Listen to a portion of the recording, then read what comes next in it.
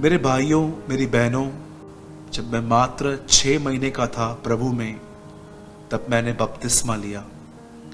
और मैं आपको बताना चाहता हूं, एक मसीह, एक ऑनेस्ट क्रिश्चियन होने के नाते बहुत सारी बातें जो मैंने फेस की हैं, मैं आपको बताना चाहता हूं। कई बार मुझे लगता था कि मसीह जिंदगी जो है वो बड़ी आसान जिंदगी है, उसमें सब कुछ मज़े से है। लेकिन मैं आपको बताना चाहता हूँ, मैंने अपने मसीह जीवन में बहुत सारी स्पिरिचुअल बैटल्स भी लड़ी हैं, ऐसी लड़ाइयाँ लड़ी हैं, किसी इंसान के साथ नहीं, पर मैंने मसीह में आने के बाद भी कुछ ऐसी बातें फेस की जो मैंने मसीह में आने से पहले फेस नहीं की थी। कई बार हमें लगता है कि मसीह में आने के बाद बहुत सारे दुख चले जाते हैं, लाइफ बहुत स्मूथ हो जाती है, पर मैं आपको बताना चाहता हूँ, बाइबल के अंदर ये नहीं लिखा गया है कि जब तुम प्रभु में आओगे तो तुम्हारी सारी तकलीफें चली जाएंगी।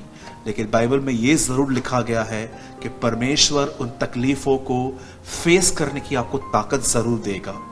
और एक समय आएगा कि जब वो देखेगा कि उसका पर्पस पूरा हो गया है, वो उस तकलीफ को भी आपके जीवन से निकाल देगा। आज मैं आपको कुछ समझाना चाहता हूं जिससे आपकी डेली लाइफ थोड़ी स्मूथ हो सके। सुनिए,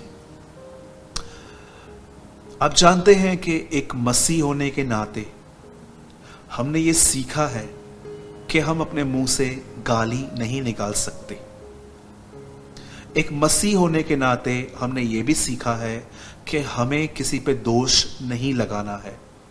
अगर आप नहीं जानते हैं कि दोष क्या होता है, दोष का मतलब होता है कि आप भी वही गलती करते हो और सामने वाला भी वही गलती करता है और आप उसको समझाते हो, या आप कई बार उसको गुस्से में आके कहते हो कि तू ऐसा है, तू वैसा है।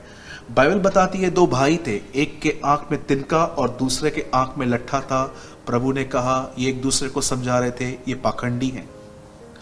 जो पाप मैं खुद करता हूं और मैं फिर सामने वाले को भी समझाता हूं कि तू ऐसा है, इससे बाइबल दोष लगाना कहती है। अगर आप किसी चीज में परफेक्ट भी हो तो भी आपको सामने वाले को नम्रता से समझाना चाहिए, और अगर वो आपकी बात को नहीं समझता, लीव कर दीजिए, पर अपना संबंध खराब मत कीजिए।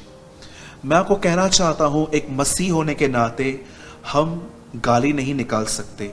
सेकंड थिंग, हमें किसी पे दोष, ब्लेम नहीं लगाना है। और एक मसीह होने के नाते हमें जब लोग बुरा भला कहते हैं तो हमें उनको उल्टा आंसर नहीं करना है, हमें शांत रहना चाहिए। और मैं आपको बताना चाहता हूं, आप अपनी डेली लाइफ में, अपनी जॉब में, आपके बिजनेस में या अपने घर के अंदर आप ज़रूर ऐसी बातें फेस करते होंगे जब लोग आपके लिए कुछ बोलते हैं। मैं आप में से हर एक से एक सवाल पूछना चाहता हूं। आपकी मदर इन लॉ या आपके फादर इन लॉ या आपकी बहू या आपका बेटा या आपकी बेटी या आपका बॉस या आपके बच्चे, जब भी लोग आपके विरोध में कुछ बात करते हैं, चाहे आपके चर्च के लोग ही क्यों ना हो, ये चीजें आपको डिस्टर्ब क्यों करती हैं? मुझे बताइए। मेरे भाइयों, मेरी बहनों, मैंने बहुत लोगों को देखा है, अगर वो थोड़ी सी भी अपोजिशन फेस करते हैं, उनके घर के अंदर कोई उनको कुछ बुरा भला कह रहा है, चर्च के लोग कुछ कह रहे हैं या कोई कुछ और कह रहा है, वो डिस्टर्ब हो जाते हैं और एक अजीब ही खुमार में चले जाते हैं। सोचते रहते हैं, फिर रोते हैं, फिर दूसरों को बताते हैं कि मेरे लिए ऐसा बोल रहे हैं, मेरे लिए ऐसा बोल रहे हैं, मेरे कैरेक्टर के लिए ऐसा बोल रहे हैं। मैं आपसे पूछना चाहता हूं, मेरे भाइयों, मेरी बहनों, क्यों लोगों के वर्ड्स आपकी लाइफ को कंट्रोल कर रहे हैं? जरा सोचिए, कहीं ये आपकी कमजोरी तो नहीं है कि जब लोग आपके लिए कुछ बोलते हैं या कोई आपको सामने से डांट देता है तो आपको बड़ी तकलीफ होती है? मैं आज भी जानता हूं कि कोई टाइम था, कुछ लोग मेरे लिए बहुत तरह तरह की बातें बोलते थे, दूसरों को मेरे लिए बहुत कुछ बोलते थे, और जो वो दूसरे लोग थे, जब वो मुझे आके बताते थे कि सूरज भाई आपके लिए ऐसा बोल रहे हैं, मेरा दिमाग घंटों भर चलता रहता था, दिनों भर चलता रहता था। कई कई दिन मैं उन बातों के बारे में सोचता था और मैं डिप्रेस होता था कि मैंने तो ऐसा किया भी नहीं है, मेरे लिए ऐसा कैसे बोल रहे हैं।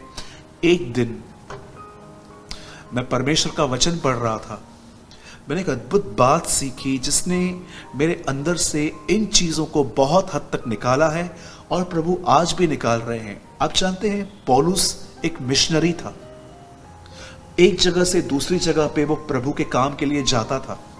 एक दिन बाइबल ऐसा बताती है कि उसका जहाज टूट गया। वो पानी में तैरते तैरते तैरते तैरते एक द्वीप पर पहुंचा, एक आइलैंड पे पहुंचा।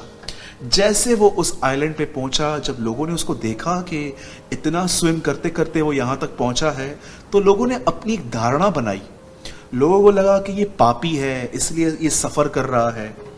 और उसके बाद क्या हुआ, जब पौल को ठंडी पड़ रही थी, जब पौलुस को बहुत ठंड पड़ रही थी, तो पौलुस ने क्या किया, कुछ लकड़ियां ली और जैसे उस लकड़ी को उसने आग लगाई, आंच लगाई। आग लगाने पर जैसे आग लग गई, उस लकड़ी में से एक सांप निकला और उसने पौलुस के हाथ को जकड़ लिया। अब लोग और सोचने लग गए कि ये आदमी सच में गुनहगार है। समुद्र ने छोड़ दिया लेकिन सांप ने पकड़ा है। अब सब लोग क्या एक्सपेक्ट कर रहे थे पता है? पौलुस जो है वो या तो उसका हाथ सूज जाएगा या पौलुस अचानक गिर पड़ेगा, क्योंकि सांप ने पकड़ा था। लेकिन आप जानते हो, कुछ समय के बाद जब पौलुस को कुछ भी नहीं हुआ, उन्हीं लोगों के ध्यान में एक और बात आ गई कि ये आदमी तो देवता है, ये आदमी तो खुदा का कोई है या खुदा है। ये लोग ऐसा सोच रहे थे। लोगों का ओपिनियन देखिए, पहले वो कह रहे थे ये हत्यारा है, इसलिए न्याय इसके पीछे पड़ा है। अब यही लोग कह रहे हैं देवता है। मेरे भाइयों, मेरी बहनों, मैं आपको आज एक प्रॉमिस देना चाहता हूं। अगर आप एक ऐसे व्यक्ति हो जब लोग आपके लिए कुछ कहते हैं और ये बातें आपको डिस्टर्ब करती हैं, तो मैं आपको बताना चाहता हूं, लिसन, मैं एक ऐसा व्यक्ति हूं जिसके लिए बहुत लोगों ने बहुत कुछ कहा, पर मैं आपको बताना चाहता हूं, उनकी किसी बात ने मेरी सेवकाई को, मेरे फ्यूचर को नहीं रोका, क्योंकि मुझे पता था, और आज आपको भी पता होना चाहिए कि जितने हथियार आपके विरुद्ध बनते हैं, उनमें से एक भी हथियार सफल नहीं होगा। मेरे भाइयों, मेरी बहनों, अगर आप में से कोई भी ऐसा व्यक्ति है जो मुझे देख रहा है और आप कहते हो कि ब्रदर, मेरे दिमाग में वही बातें चलती रहती हैं जो लोग मेरे बारे में बोलते रहते हैं, लेकिन मैं इसमें से बहुत डिस्टर्ब हो गया हूं, आज मैं आपको कहना चाहता हूं, मेरे भाइयों, मेरी बहनों, दूसरे आपके जीवन को कंट्रोल न करने पाए, और कोई आपके विरुद्ध कहता भी है तो कहने दो, वो उनके बनाया हुआ कोई हथियार आपके विरुद्ध काम नहीं कर पाएगा।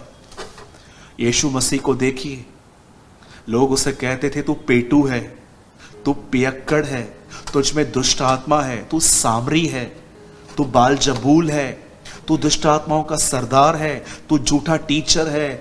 इवन जब वो क्रूज पे मर भी रहा था तो कहते हैं अगर तू मसीह है तो अपने आप को बचा, नीचे उतर।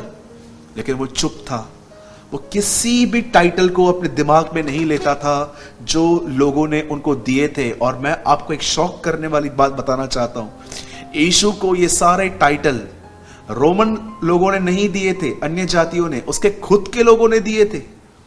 कई बार मैं आपको बताना चाहता हूं, अविश्वासी आपको कभी कभी इतना बुरा नहीं कहेंगे जितना आपके फेलो बिलीवर्स आपके लिए बुरा बुरा कह सकते हैं।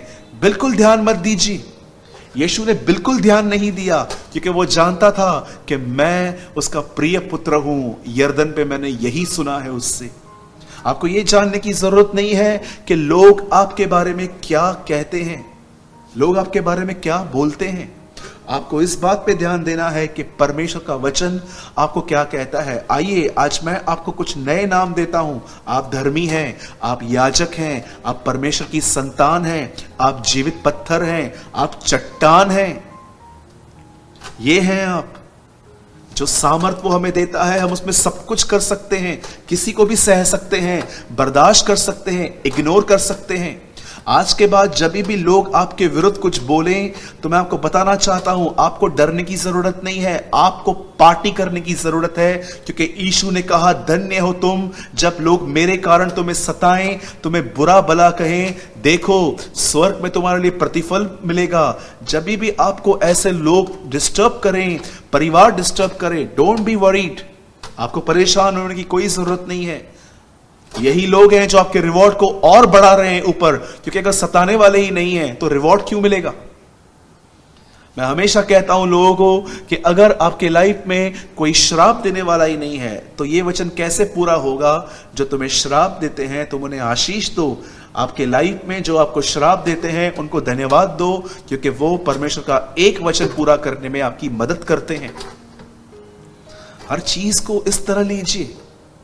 मेरे भाइयों, मेरी बहनों, आज के बाद कोई भी कुछ भी आपके लिए कहे, उन शब्दों को अपने अंदर लेकर अपना मूड स्पॉइल मत कीजिए। खुदा के लिए जियो, ये देखो कि वो क्या सोचता है, वो क्या बोलता है। आई होप आपने जरूर आज के लिए आपने कुछ लर्न किया होगा।